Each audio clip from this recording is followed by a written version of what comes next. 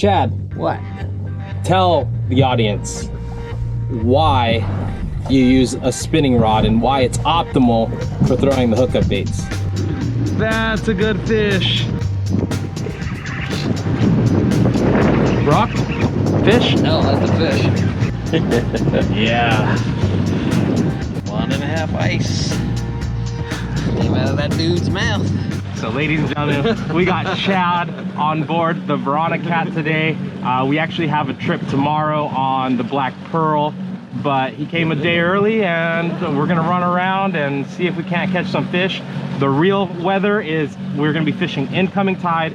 It is foggy and we'll see what we can do. And then tomorrow we're gonna slay some lingcod on a lingcod only trip, so that'll be fun. Yep. Not lingcod only. We're just targeting lingcod instead of rockfish. Yes, We're going for big lingcods where the rockfish is the bycatch. exactly. We're reversing the rules. Yeah, so if you guys want to be on top of those, you're going to want to follow us on Instagram, because that's when we post it, and be ready to get on, because they book out pretty quick, especially since Chad brings his whole box of hookup baits and rigs everyone up. So I had a couple mad people on this one that wanted to go and it's already booked. yeah, yeah. Sorry. Gotta book quick. But those people who are coming aboard, they're in for a real treat on the Black Pearl. But you're in for a real treat because you're going to watch us hopefully catch some fish today. And Slay on the hook the clip yacht. yes, yes, a large 18-foot leader catamaran from Florida. That's what this is. And two of us are going to be able to fish very, very comfortably. It's a great two-man boat for sure. Yeah, solid. I love it. Solid. All right, guys. So we'll motor over and we'll catch you in a little bit, let you in on exactly what we're doing. It's slay. What I didn't mention is that we are going all shallow today. All shallow. I'm talking about 60 feet or below. Right now we are currently in 43 feet, right over a rock. And this rock happens to be surrounded by sand. And you know what that means. These halibut like to be in amongst it, but we might pull up some rockfish. We'll see. We're right over a hump right now. And again, well, actually the hump, dude, the hump is 26 feet of water, 19 feet of water. Jeez, that's awesome. Oh, this is gonna be sick.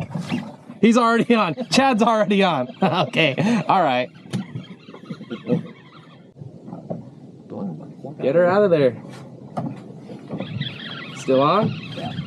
Dude, literally just started filming. All of a sudden, he's got to go for immediately. Yeah, Chad doing Chad things. Already no skunk, and it's been 30 seconds. That has to be a record. Chad, What? tell the audience why you use a spinning rod and why it's optimal for throwing the hookup baits. Well, first of all, just today's spinning rods are just awesome. Just the gear itself, I like better. They're easier to use, easier to cast, just as powerful as any conventional reel, and zero maintenance. You don't have to put them in the shop a couple times a year to get maintenance. They're tough, they work, and maintenance free, which is my style. I like it. Easier the better. But then the hookup baits fall. Most of your bites, or a lot of the bites, a lot of the magic of a hookup bait is the fall. And the freer your line is to your bait, the better the fall is, the more action you get. Well, nothing is as free as a reel full of braid and the line just falling off the reel. So that's going to give you your best action on the fall is this right here, where you got line laying on the water, where with a conventional reel you have a direct line, no line laying on the water. So your baits are going to fall at an angle back towards you, where a spinning reel they're falling straight down and swimming really well. The difference is a casting reel, you're going to feel bites. It's all by feel because you have a direct line to the baits. Where a spinning reel, it's going to be watching your line. You don't usually feel the bite, but you see your line doing something that's not supposed to be doing. Hence the reason why every single reel I have has white line on it. It's another good tip. So you can see it. Yep. Yeah.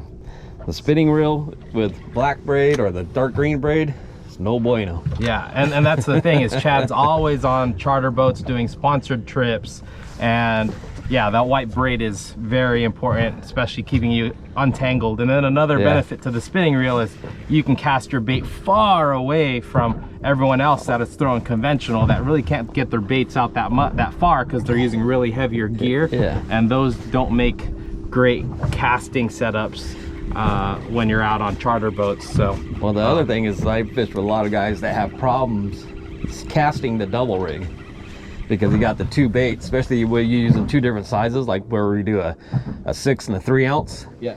And as you throw them, they're cartwheeling. Yeah. So the 6 gives a lot of pressure, then less pressure, a lot of pressure with a casting reel. That makes backlashes happen. Backlash City over there. Yeah. And especially when you're doing the rockfish stuff, you're casting 9 to 12 ounces. When you backlash, your line stops, but the baits keep going. It's nasty. Yeah. But the spinning reel, I never have it. Cast it, and no problems. So, and then another reason Chad really likes the low maintenance thing is he's always on boats and one place after another. Sometimes it's not convenient to hose down all your stuff, and he never really hoses down that. I haven't rinsed setup. any of my reels in 10 years. And they all work perfectly fine. Just like Yeah, exactly. Like this reel, I probably fished this one. This is my main saltwater bass tournament reel and just my all-around coastal setup. This reel has seen a lot of hours on the water and has never been rinsed. Yeah. And it's just... And it catches big fish. It's smooth as it could be. I mean, look. Never been rinsed, never been maintenance, never anything, just used. That's what I'm saying, they're just tough. And any of the reels, the Yakuma, Shimano, Daiwa, Penn, they all make great reels nowadays. Yeah. Just don't buy the cheapest one off the shelf, but you don't need the $1,000 one either. Yeah, that's the beautiful part. It's super cost effective. Yeah, this is the Saragossa, which is a mid-range, $300 reel. And you're using the Siennas, which I like a lot too. Yeah, it's the Okuma Salina. Salina, yeah. 6,000, because we're fishing shallows. But yeah, I mean, it's absolutely capable too. I mean, Chad's brought up 40-pound yellowtail yellowtail. On stick, I've gotten 2 60-pound sea bass. Yeah, easy. And 35, 38-pound yellows. And it's nice, you got smooth drag. But I do want to say this, speaking of that, is just, so if you guys are new, oh, I just got a bite, I got a fish. But if you guys are new, Chad is the owner of Hookup Baits. Oh, it's making some good runs. It might be a Lingcod. But I gotta say, this man is the hardest working like lure company owner I've ever seen in my life. He's out there making content, fishing off his kayak, fishing a bunch of different weights, tournaments, a lot of tournaments, constantly winning tournaments, and he's out here like boots on the ground. So yeah, it's my passion. Yeah, it's his passion. It's fishing, but also designing the best lure in the world. Halibut. Oh, I really respect it. You need a gaff. I do need a gaff. Well, yeah. It's on the white ice. That looks like a nice 25er. Look at you go. We'll keep it. But yeah, this man that's about to gaff my fish is one of the hardest working men in the industry. Look at him, he's gonna be my gaff man. Get the gaff cam going. Yeah, just play him. Never take its head out of the water. And you end up with a halibut. On the white ice. Barely touched Ed's 5/8 ice, and it came out. He just barely had him. Yeah.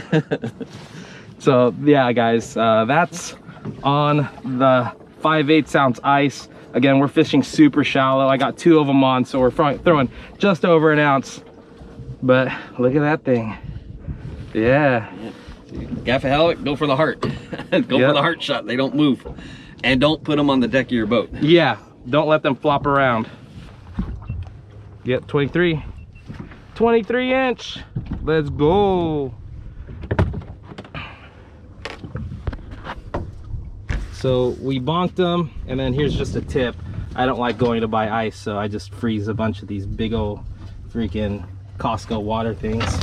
Keeps the fish fresh. Yeah? Yeah. Don't feel like the right It kind? don't feel like a halibut though. Something you don't need a gaff for? Nah. Huh. No, Oh, there's a little rock over here. Yeah, I didn't think there was any rock. Right Chucklehead? Little copper? That's copper. There you go. What's special about the coppers? I don't know. People like to eat them. I think limit on those is 1. Yeah, is that right? One per person now. Yeah. Yeah, it's 1. Yeah, 1. On the gophers is what, 5 or something? Gophers, I think you can get a whole bag of gophers. Like 10, 5, 10. Yeah, vermilion are 4. No, 2.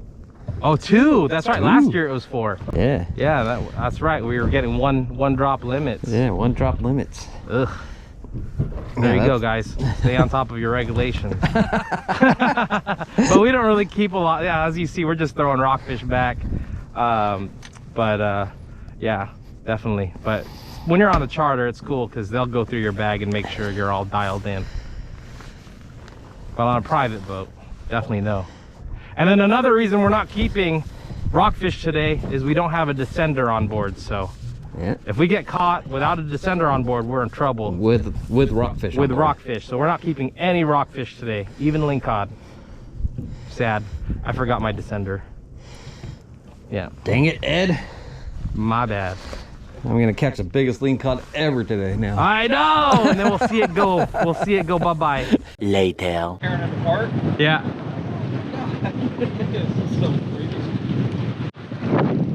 Oh, that's a good fish. That's a good fish. That's a good fish. Alright. Ed, you got a good fish? Oh, that's a good fish.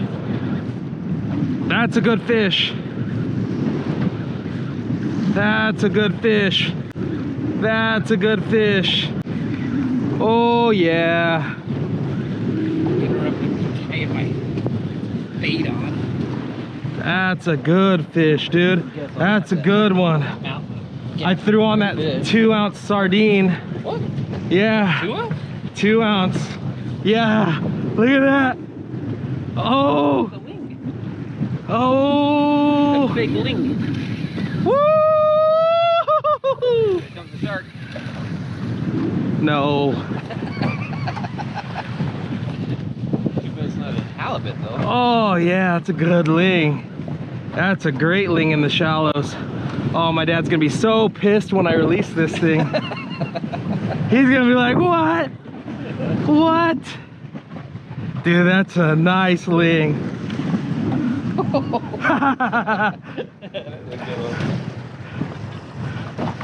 I'm a little leery of grabbing. No, you can gaff its lip. I got him. He's fine. You really got it. Yeah. Oh. Woo.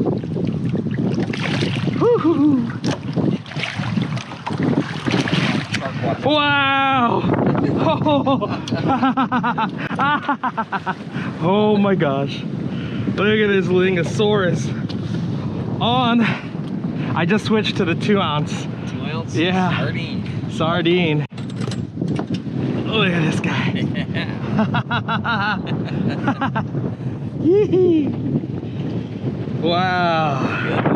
That's a good ling. That's a nice bite catch. That's a good bycatch for sure. Measurement. 30 incher. That's a 30 incher. Wow. That ling's lucky day. Yep.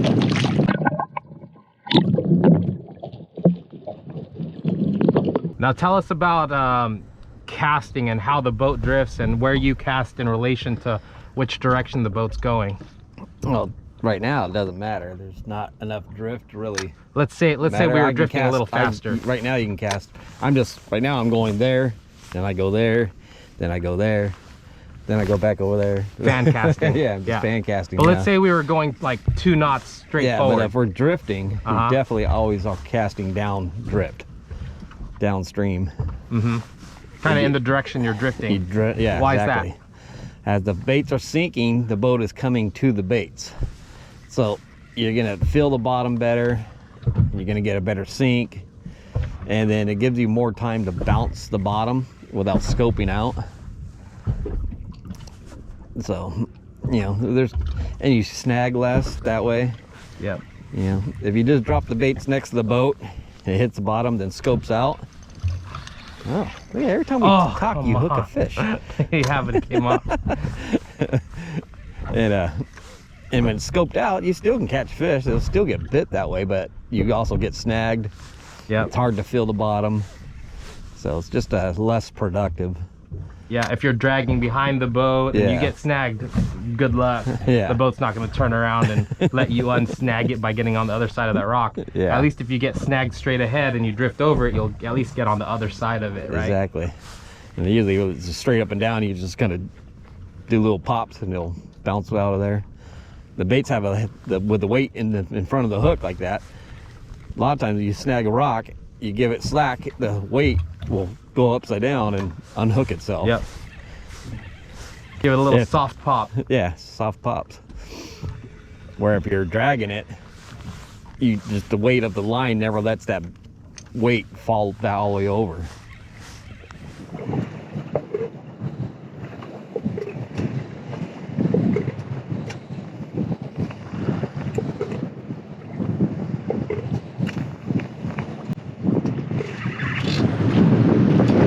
Rock? Fish? No, that's a fish. Oh, it's a good one, huh? Yep. Gaffable? Oh yeah. Oh yeah, he said, oh yeah. Oh yeah, that's gaffable. That's a halibut too.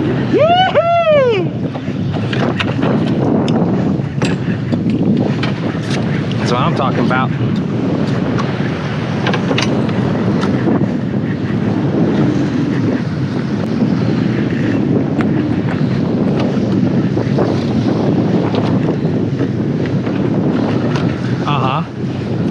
Oh, it might be a ling, huh? Huh? Oh, it's another large model ling. Damn it, I wanted that to be a fucking halibut though.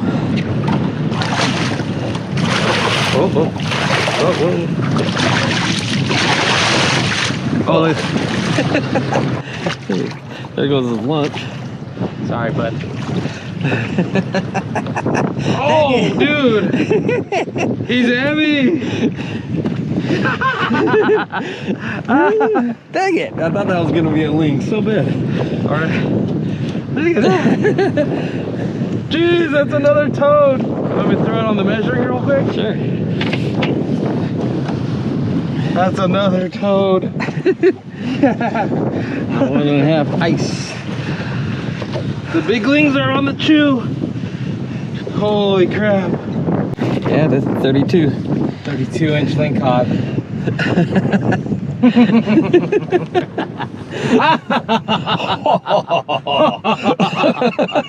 Yeah. Look at that thing. Yeah. Chad's 32-inch lingcod. Going home. Toad. Look at those teeth. He's got lots of them.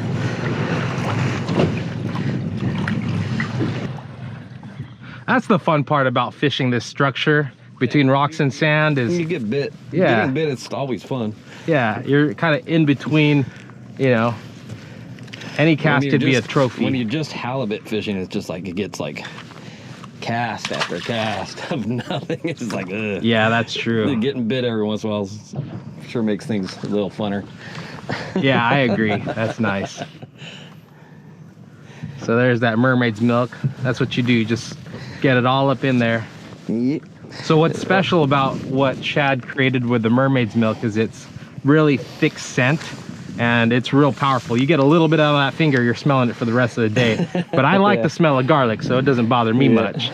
But also he put glitter in there and he calls it the scale trail. Scales in the water is another feeding reaction to fish. Yep, little bit of some sparkle, Yeah. like to catch the fish's eyes. And then we make different colors, so it's a way of adding color to your bait too. So Yep. adds color, adds a scale trail, and adds attractant. Yep. Does multiple things. Hold that bottle up to your camera. See what that looks like. Show them. You got a couple sizes too, huh? Yeah, this is the 4 ounce. Then we got a 3 ounce also. Yeah. Edward bought this one at Turner's. I did. Our local the Turner's is awesome. label on it. If you guys go to the Santa Maria Turner's, tell Gabe Edwards said hi. Chad's gonna get them some ice baits here soon. They haven't had any for a while. But yeah, I even use that when I'm bounce balling for halibut out here. It sticks on it so well, and I've really and I feel like when the fish bites it, it keeps it in its mouth a little bit longer and allows you to set the hook better. Yes. But when you're bounce balling, that trail of scent is really cool, especially when the water's a little murky and they don't see as well. They'll use their eyes, but if they get that whiff, it's just added attractant for sure. Well, it will do everything any other scent does that you can apply to the top of your baits. It's just as sticky as any other scent out there. It'll stay on your baits, but how we formulated it with the consistency of it, and the bottle is made to go inside our baits, which makes it stay on even longer because it's inside the bait.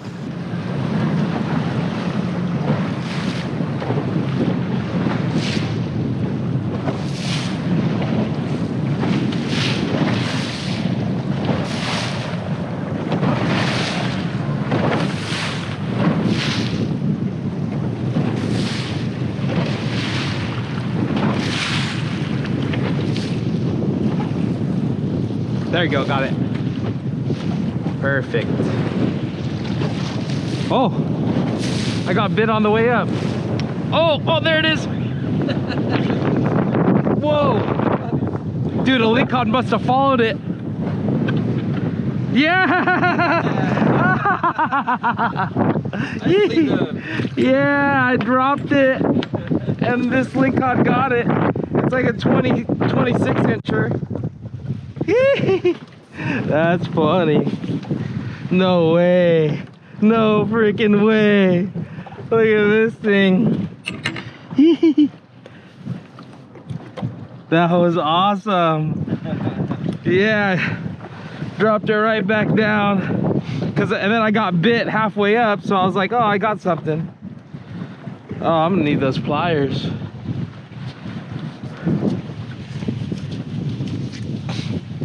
Oh man. Oh, my nuts. Oh.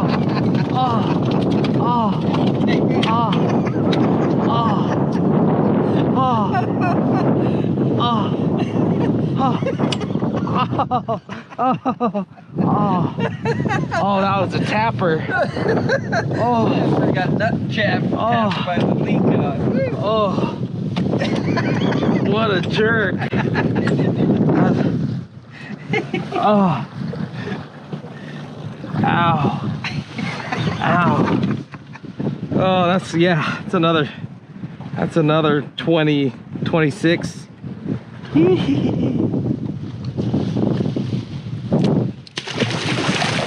Jerk. Yeah, that was pretty sick. In more ways than one. I was snagged. Chad motored to get me out. I get free, and then I start reeling up my bait. I feel a tap. I'm like, oh, I got hit halfway up. And then I drop it back down. And as I'm dropping it back down, boom, boom, boom, boom, boom, boom. 28-inch Lingcod. And then, while I'm pulling the hook out, it flops. It hits me right in the junk. That sucked.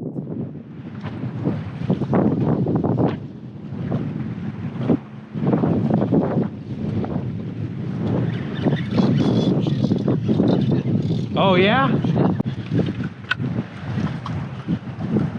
Oh yeah, big halibut. Okay, hold on. That's a good one. Oh, easy.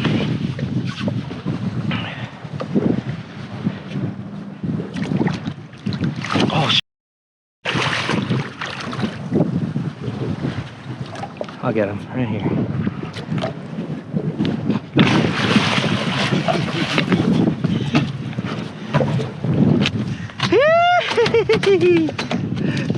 That's the kind. That's the kind, Chad. That's the kind. Okay, mark that, huh? Chad found one. a nice halibut. That's the one. 1.5 ice. Came out of that dude's mouth. That's all you need. Yeah. That's a beauty. Let's measure him. Let's measure him. Why not? Let's measure him. I was guessing 30, but we'll see. Oh, 31. 31 and And a half. Wow, I'm getting rusty. So he got that on the 1.5 white ice. Get him at hookupbaits.com. Save 10% using the promo code HookToCook10. That's a really good halibut. Chad's still going. That's pretty typical for this guy. Not many people can keep up, but yeah, what a great way to end it. Like what a note. The only better way to end it is to be hooked up again. But 32-inch California halibut, which enters him in the running to win a boat now because of the CCA Star Tournament. That's awesome. Any halibut over 28 inches enters you in to win the whole thing. But yeah, and then yeah, Chad was saying that I thought that it would be a good end of the video to release my 30-inch lingcod, and then he got a 33-inch lingcod, and then he catches a 32-inch halibut, 32.5-inch halibut. Pretty epic. Of course, no live bait necessary.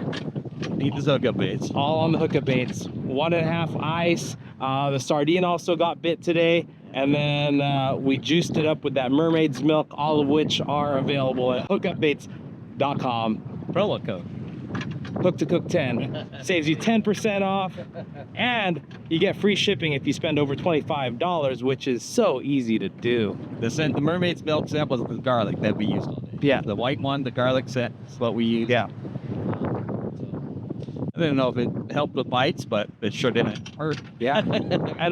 And hopefully those tips at the beginning of the video helped you guys out on what we look for, how we retrieve, and why the spinning reel is the mode of choice when it comes to doing this. I say get like a 7-foot, anywhere from 15 to 30, 20 to 40 pound if you want to be real versatile, and then take it on the big charters. So if you need to drop down to 400 feet, we're using 10,000 size spinning reels for the big ones, and then if you're gonna do dedicated shallow water fishing, 6,000 is sufficient. 40-pound test on either. I bumped up to 50-pound test on my 10,000 spinning setup, my bigger spinning setup.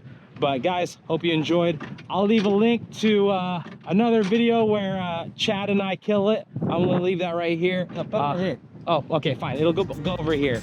So we got a couple episodes here that you should check out. A lot of them go in depth on casting and halibut specifically. And then down here, I'll leave a link to a video we did on the rig and how we set it up and so on and so forth. Yep. Chad, welcome aboard the Veronicat. I like it.